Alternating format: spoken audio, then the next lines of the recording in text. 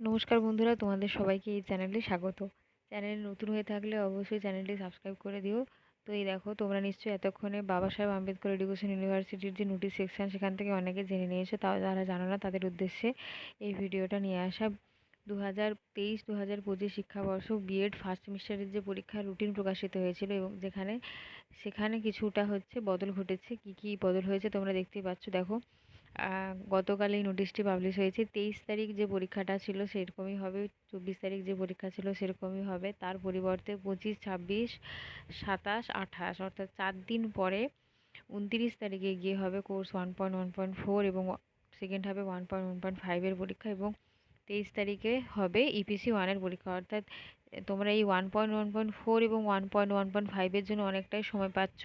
বাকিগুলো রেডি রেখো, তোমাদের পরীক্ষা আশা করি ভালো হবে। এবং দেখা হচ্ছে অন্য ভিডিওতে।